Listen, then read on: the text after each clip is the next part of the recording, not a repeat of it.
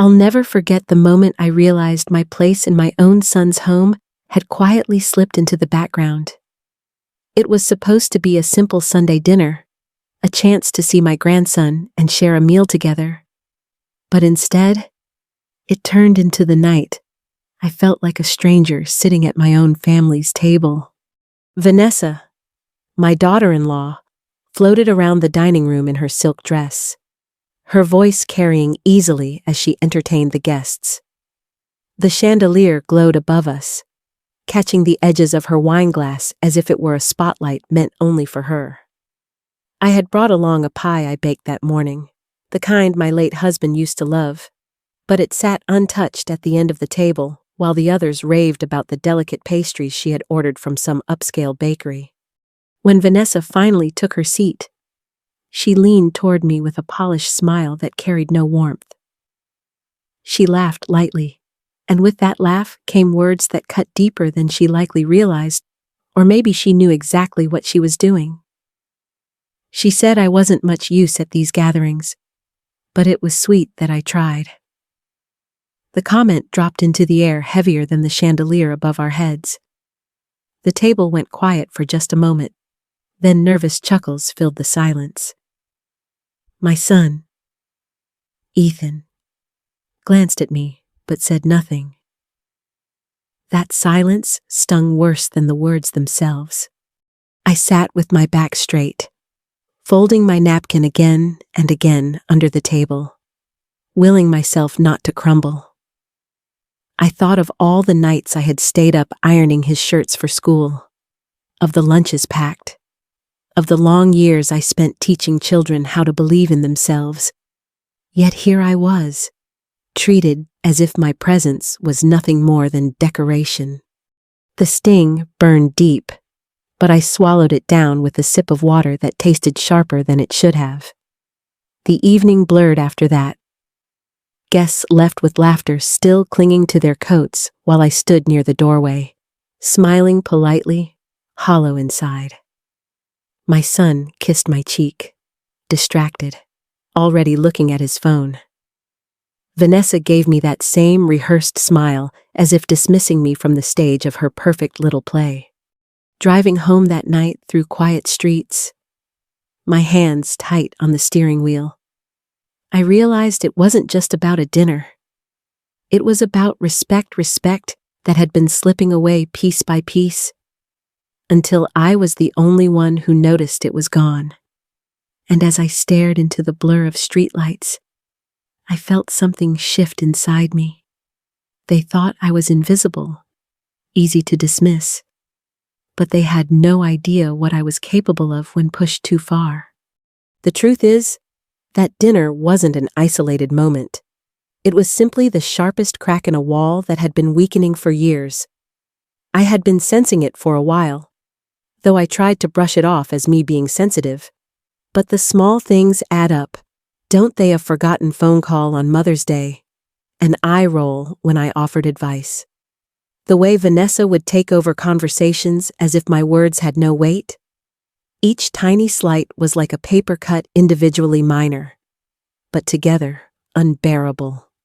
I kept telling myself I was imagining it. After all, I had given my whole life to this family.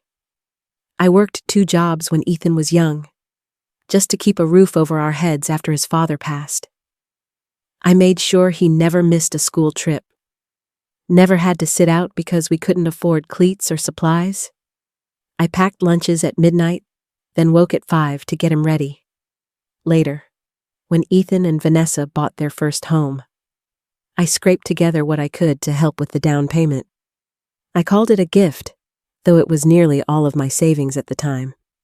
I wanted them to feel secure. But that gift slowly became an expectation. Suddenly, I was helping with car repairs, tuition for my granddaughter's preschool, even covering a few months of their mortgage when Ethan's firm hit a rough patch. I didn't mind, not at first. That's what family does. I thought, you give when you can. But the more I gave, the less I seemed to matter. Gratitude faded into entitlement. My help was no longer seen as sacrifice. It was assumed, demanded even. Vanessa had a way of making her suggestions sound like concern. She would imply that I shouldn't handle finances on my own anymore, that maybe Ethan should take care of things for me. She made it sound reasonable, even caring. But underneath, I felt the edge of something sharper, something that chipped away at my independence. When I resisted, she'd sigh, tilt her head, and remind me how stressful managing everything alone must be at my age. And Ethan, my own son, stayed quiet. Maybe he believed her. Maybe it was easier for him not to see what was really happening. Either way, his silence spoke volumes.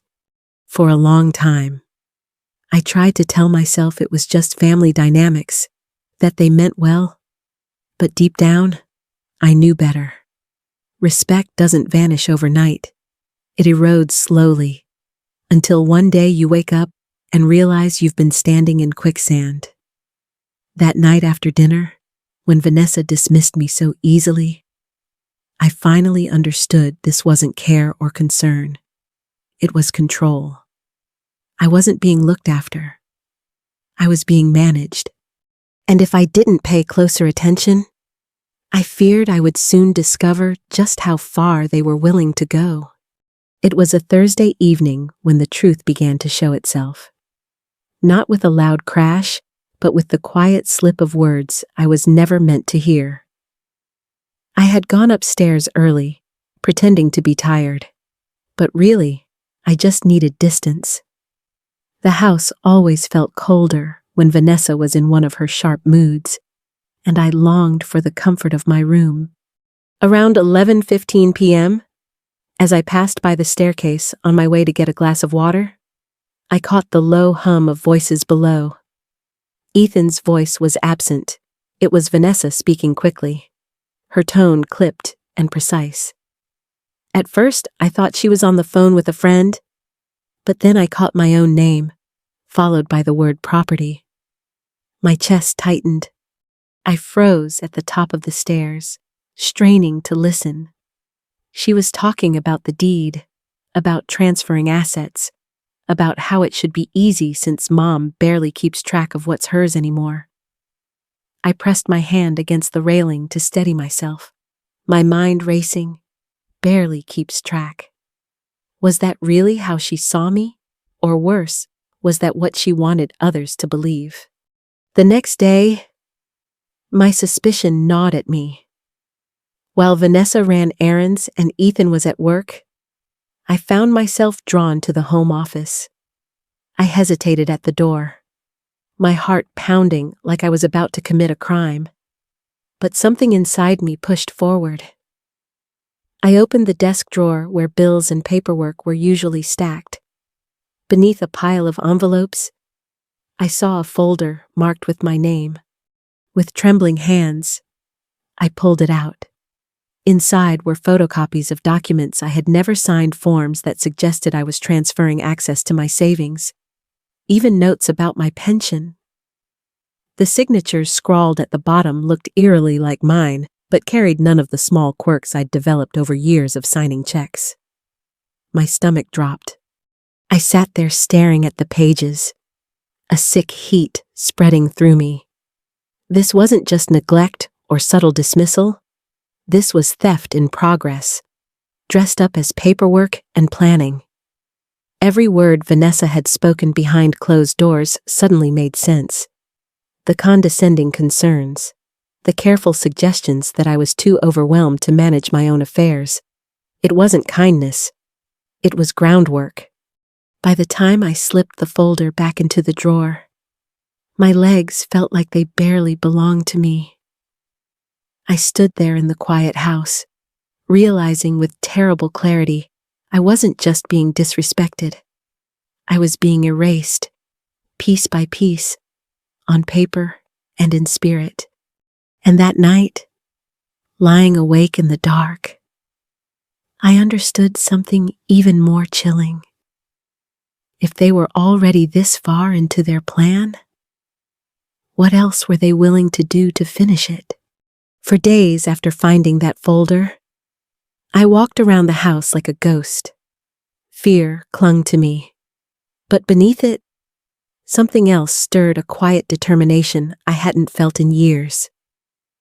I thought back to the nights when my late husband, Robert, would come home in his police uniform, tired but steady. He used to tell me that the key to survival was never panicking, never showing weakness. Even if they think they've cornered you, he'd say, you always have options. His words came back to me now, sharper than ever. I realized I couldn't sit idly by, waiting to be erased from my own life. If Vanessa and Ethan were building a case against me, then I needed a case of my own. So I started small. I began keeping notes, dates, times, little things they said, every dismissive comment, every suggestion that I couldn't manage on my own. I wrote it all down. My handwriting shook at first, but the act itself gave me back a sliver of control. Still, I knew that notes alone weren't enough. I needed help. That's when I thought of Karen, my old neighbor and friend, who had become a paralegal after her kids were grown. I hadn't told her much about what was going on, but I reached out anyway. We met at a small cafe, the kind where no one really pays attention to who's sitting in the corner booth. When I slid the folder across the table, her eyes widened. She flipped through the papers slowly, her face tightening. Finally, she looked up at me, and for the first time in weeks, I felt like someone was truly on my side. She didn't treat me like I was fragile. She treated me like someone who needed a plan. Karen suggested ways to safeguard my accounts and connected me with a lawyer she trusted, someone experienced in elder fraud cases. The idea that there were professionals who had seen schemes like this before was both heartbreaking and strangely comforting. I wasn't the first, but maybe I could be one of the ones who fought back. That night, when I got home, I went back to the office and opened the drawer again. This time, I looked deeper, past the neat stack of forged forms, and there it was, an envelope sealed, but not hidden well enough. Inside, I found a draft letter to a financial institution requesting full access to my retirement funds, signed with my shaky signature. Only this time, it was dated for next week.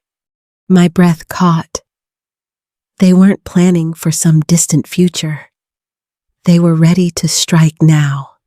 From the outside, nothing about my routine seemed different. I still sat at the breakfast table while Vanessa fussed over the coffee pot, still smiled faintly when Ethan talked about work, still let them believe I was quietly fading into the background. But behind that calm mask, every word, every gesture, was being stored away like ammunition. Vanessa was growing bolder. She'd leave documents lying out on the counter, sliding them into casual conversations as though planting seeds. She spoke about long-term care options with the same tone someone might use to discuss vacation plans. I nodded softly, even thanked her for her concern, while inside I was making mental notes. I began keeping a small notebook tucked inside the lining of my purse. Whenever Vanessa forgot to give me back my debit card after grocery shopping, or when Ethan asked me to sign a form just in case, I wrote it down. Dates, times, details. My handwriting grew steadier with every entry. Each word felt like reclaiming a piece of myself they had tried to erase. What they didn't know was that Karen's lawyer had already started reviewing the forged papers. We agreed not to confront Ethan or Vanessa until everything was airtight. For now, my job was to play the part of the compliant, overwhelmed mother. I let Vanessa speak over me at dinner. Let Ethan brush off my suggestions, all the while biting down on the truth until it nearly cracked my teeth. I even started leaving small clues, just enough to make them comfortable. I'd misplace my glasses on purpose, or pause mid-sentence as if I had lost my thought. Each time I did, I saw the flicker of satisfaction in Vanessa's eyes, the relieved glance Ethan gave her. They thought the act was working. They thought I was sliding neatly into the role they'd written for me. But at night, when the house was quiet, I laid out my evidence in neat piles on my desk, my notes, copies of their forged documents, and the financial letter set to be sent the following week. With Karen's help, everything was backed up, scanned, and secured. The tension built with each passing day. I felt it in the way Vanessa hummed as she prepared coffee, in the way Ethan avoided looking me in the eye. They were close to moving forward. Too close. Then came the call. Karen's lawyer scheduled a meeting to review everything formally. I told Ethan I had a doctor's appointment, and he barely looked up from his phone as he waved me off. At 09 the following morning, I stepped into the lawyer's office, clutching my notebook and a folder under my arm. My heart pounded, not from fear, but from anticipation. The time for pretending was almost over. The morning of the showdown felt strangely calm.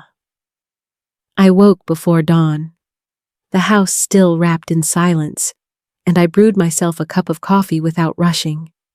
For the first time in weeks, I didn't feel like a cornered animal. I felt steady, almost light, as if the weight I had been carrying was ready to be laid down. By 10 hours, I was seated in a conference room that smelled faintly of leather and paper. The kind of room where serious matters are decided. Karen sat beside me, her presence solid and reassuring. And across the table were Ethan and Vanessa. They arrived polished, confident, their smiles dripping with false sweetness. They believed they were here to finalize the paperwork that would secure my future. What they didn't know was that the only future being secured was theirs, and not in the way they imagined. The lawyer began with the formalities, his voice calm as he spoke about documentation. Vanessa leaned back in her chair, crossing her legs like she had already won.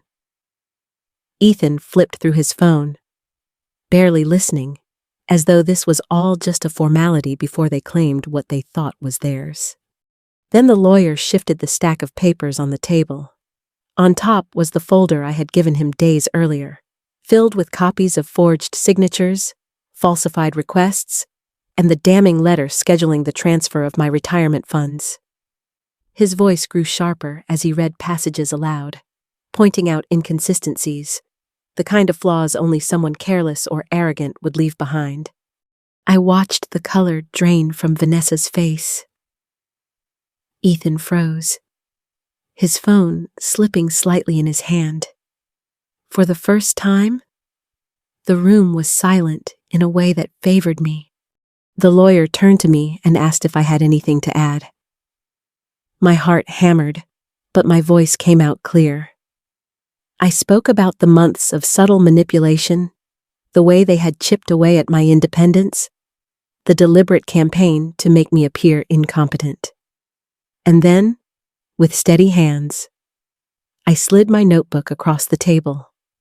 Page after page of detailed notes, dates, times, moments of their so-called concern that revealed itself for what it was, a carefully staged performance. That was when the second door to the conference room opened, and two plainclothes officers stepped inside. Vanessa's composure cracked instantly. She tried to protest, but the lawyer calmly explained that law enforcement had already reviewed the evidence.